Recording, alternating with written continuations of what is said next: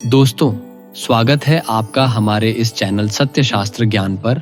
दोस्तों, अगर आप भी अपने जीवन में कुछ नया सीखने की चाह रखते हैं तो इस चैनल को अभी सब्सक्राइब कर लें।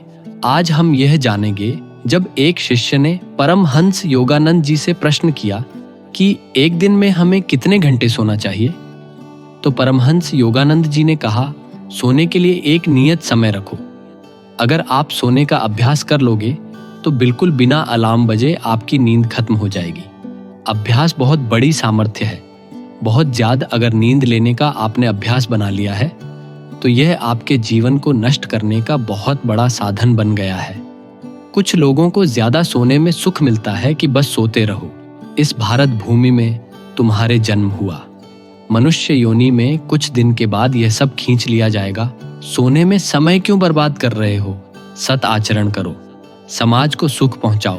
जब आप जरूरत से ज्यादा सोते हैं तो इससे न केवल आपका डेली रूटीन प्रभावित होता है बल्कि और भी कई स्वास्थ्य संबंधी समस्याएं हो सकती हैं। इसलिए इसे कंट्रोल करना जरूरी है। जिनका अधिक सोने का अभ्यास बन गया है वह कहीं भी रहे उनको बार बार नींद सताएगी।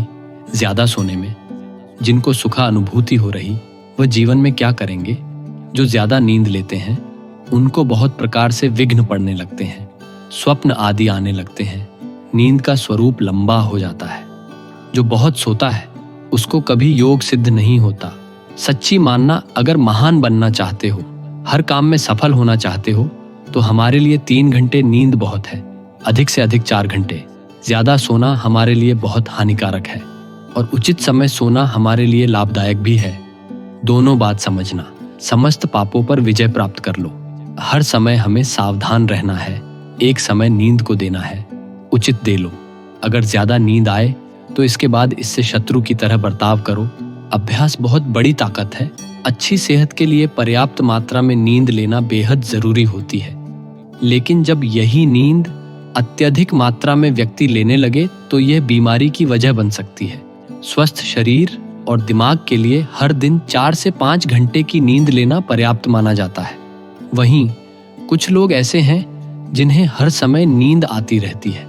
इससे न सिर्फ उनके अगले दिन की कार्यप्रणाली बुरी तरह से प्रभावित होती है बल्कि स्वास्थ्य पर भी इसका काफी बुरा प्रभाव पड़ सकता है। इसलिए जरूरी है कि इसे समय रहते कंट्रोल किया जाए। नींद आना अच्छी बात है, लेकिन जब पढ़ाई के वक्त नींद परेशान करने लगे तो यह सबसे बड़ा दुश्मन लगने लगता है। अधिकांश विद्यार्थियों को पढ़ते समय इस परेशानी से गुजरना पड़ता है। इस स्थिति में जब आप रात को पढ़ रहे हो और नींद परेशान करने लगे तो समस्या और ज्यादा बढ़ जाती है। ऐसे में विद्यार्थियों को दोहरा दबाव झेलना पड़ता है। यदि आप विद्यार्थी हो तो रात को जल्दी सोने का और सुबह जल्दी उठने का अभ्यास करें। रात जो देर रात तक पढ़ने की बजाय प्रातःकाल जल्दी उठकर पढ़ने का अभ्यास बनाएं। अगर आप रात में देर रात बिना अंतराल लिए कई घंटों तक पढ़ते हैं तो नींद आने लगेगी, साथ में याद भी नहीं रहेगा। इसलिए एक अंतराल में 2 घंटे से ज्यादा ना पढ़े। 2 घंटे के बाद थोड़ी देर इधर उधर टहल लें। हल्की एक्सरसाइज भी कर सकते हैं। परमहंस योगानंद जी ने बताया, नींद का मतलब है अस्थाई मौत। नींद समय है शरीर के रखरखाव का, उसे तरोताजा करने का। अधिक काम निपटाने के लिए देर रात तक जागना या काम या पारिवारिक समस्याओं के बारे में चिंता करते हुए जागते रहना। खराब नींद की आदतों का शिकार होना आसान है। शरीर को विश्राम की जरूरत होती है, नींद की नहीं। पर ज्यादातर लोगों के अनुभव में विश्राम का सबसे गहरा रूप नींद ही है और इसीलिए वे नींद के बारे में ही बात करते हैं। मूल रूप से शरीर की मांग नींद नहीं बल्कि विश्राम की अवस्था है। जब रात को आपको विश्राम नहीं मिलता तो सुबह में आप थके थके रहते हैं। तो नींद नहीं बल्कि विश्राम की अवस्था ज्यादा महत्वपूर्ण है। हमें ज्यादा नींद क्यों आती है? पानी हमारे शरीर के लिए बेहद जरूरी है। इसकी कमी से शरीर में डिहाइड्रेशन की समस्या हो सकती है। साथ ही व्यक्ति थका हुआ महसूस कर सकता है। पानी की कमी के कारण भी ज्यादा नींद आने की समस्या हो सकती है। अधिक नींद आने की एक वजह शराब का सेवन भी हो सकता है। हस्त मैथुन करने से भी मानसिक तनाव और डिप्रेशन होता है, जिससे शरीर की ऊर्जा शक्ति नष्ट हो जाती है। इससे आपके विचार, सदैव वासना से भरे रहेंगे। आप हर समय केवल गलत बातों का चिंतन करेंगे। आपके चेहरे पर कभी खुशी नजर नहीं आएगी। आप सदैव दुखी रहेंगे। आप हमेशा यही सोचते रहेंगे कि आगे क्या होगा। आप छोटी छोटी गलतियों पर क्रोधित हो जाएंगे। चेहरे पर दाग धब्बे और झुर्रियां नजर आने लगती हैं। आंखें सुस्त हो जाती हैं और हड्डियां कमजोर होने लगती हैं। मोबाइल फोन आजकल हर किसी के जीवन में एक महत्वपूर्ण उपकरण है। इसके कई फायदे हैं, लेकिन इसके कई खतरे भी हैं। जरूरत से ज्यादा मोबाइल चलाना, बेमतलब बैठे बैठे मोबाइल चलते रहना, मोबाइल में गंदी बातें देखना, ये भी मानसिक तनाव और बीमारियों को निमंत्रण देता है। इस गंदी आदत को आज से प्रण ले और त्याग दे। अच्छे लोगों का संग करे, भगवान का नाम जप करे, सुबह जल्दी उठने का अभ्यास करे, खुद को बुरी संगत से बचाए।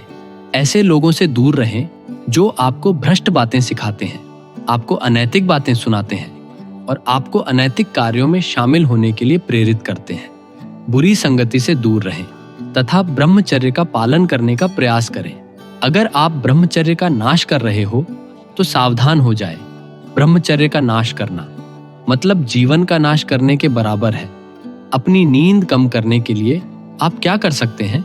पहली बात है, हमेशा ताजा खाना खाएं। अगर आप बहुत ज्यादा जड़ हपाता वाला खाना खाते हैं तो शरीर आलसी होने लगता है और उसे ज्यादा नींद की जरूरत पड़ जाती है, क्योंकि उस जड्ढता को खत्म करने के लिए शरीर को बहुत ज्यादा ऊर्जा खर्च करनी पड़ जाती है। इसका मतलब ये है कि शरीर की मरम्मत करने का आपका समय बढ़ जाता है, क्योंकि अपनी प्रणाली में आपने भोजन के रूप में खराब गुणवत्ता वाला ईंधन डाला है। संतुलित आहार लें, जिसमें हरी पत्तीदार सब्जियां, फल, सलाद, मसूर दाल आदि का समावेश हो। बादाम और सीड्स आधारित खाद्य पदार्थों को अपनी डाइट में शामिल करें। अभी भी समय है, खुद को संभाल लो। बुरी संगति का त्याग करो, नशा वेशन गंदे आचरणों का त्याग करो। इससे आपकी बुद्धि पवित्र होगी। अच्छे लोगों का संग करो, अच्छी बातों को सुनो। यह मानव जीवन हमें भगवत प्राप्ति करने के लिए मिला है। अपने माता पिता और बड़े बुजुर्गों की सेवा करनी चाहिए। धर्म के मार्ग पर चलना चाहिए। बुरी और गंदी आदतों का त्याग करें। श्री भगवान का स्मरण करते हुए प्रत्येक कार्य करें। अभी जीवन में सुख और शांति का अनुभव होने लगेगा। दोस्तों, चैनल को सब्सक्राइब करें, वीडियो को लाइक और अपने प्रेमी जनों के साथ शेयर करना मत भूलना। धन्यवाद।